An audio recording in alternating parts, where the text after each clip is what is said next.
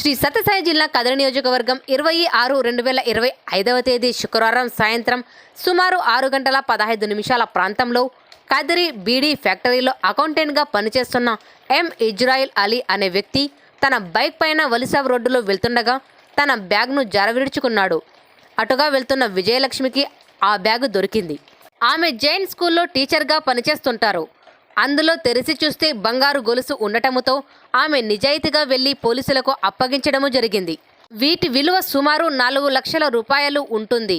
ఈ రోజు కదిరి డీఎస్పీ శ్రీ శివనారాయణ స్వామి చేతుల మీదుగా సంబంధిత ఇజ్రాయిల్ అలీకి బంగారు గొలుసును అప్పగించడము జరిగింది.